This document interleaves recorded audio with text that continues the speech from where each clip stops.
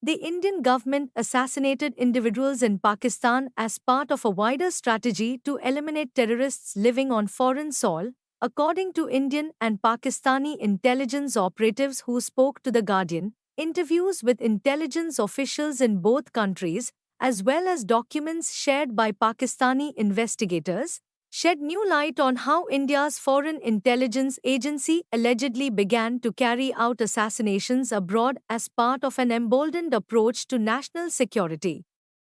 After 2019, the agency, the Research Analysis Wing, RAW, is directly controlled by the Office of India's Prime Minister, Narendra Modi, who is running for a third term in office in elections later this month. The accounts appear to give further weight to allegations that Delhi has implemented a policy of targeting those it considers hostile to India. While the new allegations refer to individuals charged with serious and violent terror offenses, India has also been accused publicly by Washington and Ottawa of involvement in the murders of dissident figures, including a Sikh activist in Canada, and of a botched assassination attempt on another Sikh in the US last year. The fresh claims relate to almost 20 killings since 2020, carried out by unknown gunmen in Pakistan. While India has previously been unofficially linked to the deaths, this is the first time Indian intelligence personnel have discussed the alleged operations in Pakistan, and detailed documentation has been seen alleging RAW's direct involvement in the assassinations. The allegations also suggest that Sikh separatists in the Khalistan movement were targeted as part of these Indian foreign operations, both in Pakistan and the West. According to Pakistani investigators, these deaths were orchestrated by Indian intelligence sleeper cells, mostly operating out of the United Arab Emirates. The rise in killings in 2023 was credited to the increased activity of these cells, which are accused of paying millions of rupees to local criminals or poor Pakistanis to carry out the assassinations. Indian agents also allegedly recruited jihadists to carry out the shootings, making them believe they were killing infidels. Pakistani Sikhs hold placards and a banner during a protest over the killing of Hardeep Singh Nijjar. View image in full screen. Pakistani Sikhs hold a protest in Lahore last September over the killing of Hardeep Singh Nijjar in Canada. Photograph, Bilawal Arbab EPA.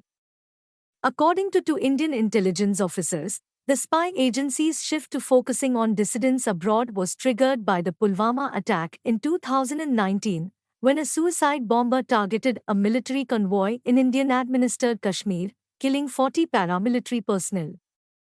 The Pakistan-based terror group Jaish-e-Mohammed claimed responsibility. Modi was running for a second term at the time and was brought back to power in the aftermath of the attack. After Pulwama, the approach changed to target the elements outside the country before they are able to launch an attack or create any disturbance, one Indian intelligence operative said. We could not stop the attacks because ultimately their safe havens were in Pakistan. So we had to get to the source. To conduct such operations needed approval from the highest level of government, he added. The officer said India had drawn inspiration from intelligence agencies such as Israel's the Mossad and Russia's KGB, which have been linked to extrajudicial killings on foreign soil. He also said the killing of the Saudi journalist and dissident Jamal Khashoggi, who was murdered in 2018 in the Saudi embassy, had been directly cited by RAW officials. It was a few months after the killing of Jamal Khashoggi that there was a debate among the top brass of intelligence in the Prime Minister's office about how something can be learned from the case. One senior officer said in a meeting that if Saudis can do this, why not us?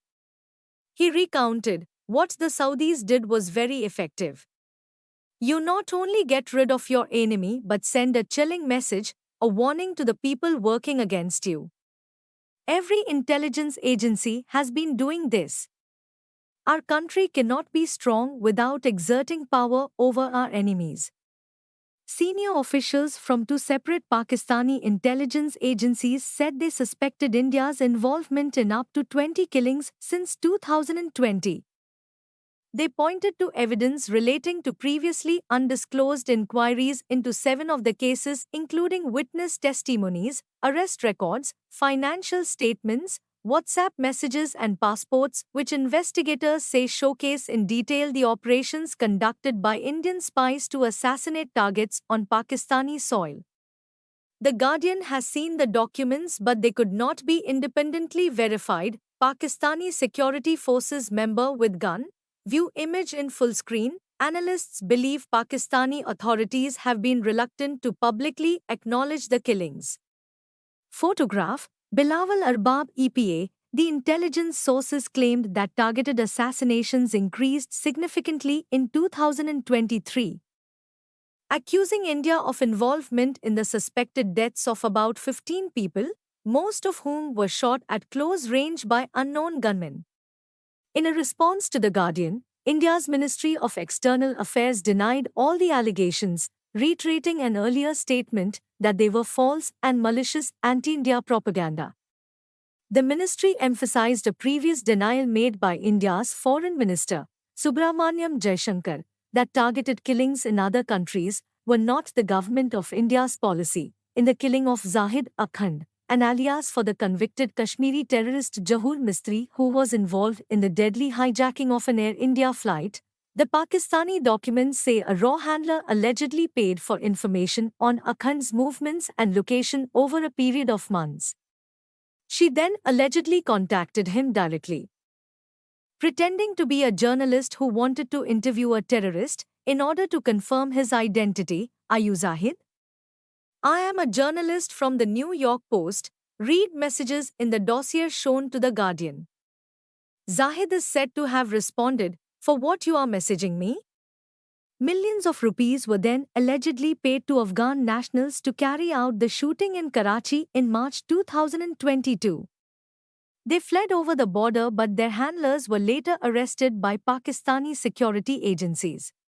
In the case of Shahid Latif, the commander of Jaish-e-Mohammed and one of India's most notorious militants, several attempts were allegedly made to kill him.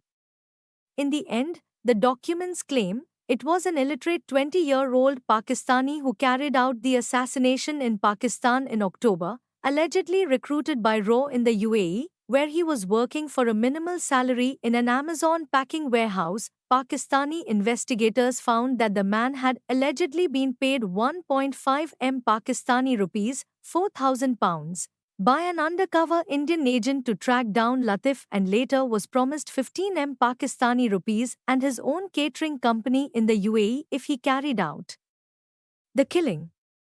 The young man shot Latif dead in a mosque in Sialkot but was arrested soon after. Along with accomplices, the killings of Bashir Nahmat Pia, commander of the militant outfit Hizbul Mujahideen, and Salim Rahmani, who was on India's most wanted list, were also allegedly planned out of the UAE, with transaction receipts from Dubai appearing to show payments of millions of rupees to the killers. Rahmani's death had previously been reported as the result of a suspected armed robbery. Analysts believe Pakistani authorities have been reluctant to publicly acknowledge the killings, as most of the targets are known terrorists and associates of outlawed militant groups that Islamabad has long denied sheltering. In the case of Shahid Latif, the commander of Jaish-e-Mohammed and one of India's most notorious militants, several attempts were allegedly made to kill him. In the end, the documents claim it was an illiterate 20-year-old Pakistani who carried out the assassination in Pakistan in October, allegedly recruited by RAW in the UAE, where he was working for a minimal salary in an Amazon packing warehouse. Pakistani investigators found that the man had allegedly been paid 1.5 M Pakistani rupees, 4,000 pounds, by an undercover Indian agent to track down Latif, and later was promised 15 M Pakistani rupees and his own catering company in the UAE if he carried out the killing. The young man shot Latif dead in a mosque in Sialkot but was arrested soon after. Along with accomplices, the killings of Bashir Nahmat Pia, commander of the militant outfit Hizbul Mujahideen, and Salim Rahmani, who was on India's most wanted list, were also allegedly planned out of the UAE, with transaction receipts from Dubai appearing to show payments of millions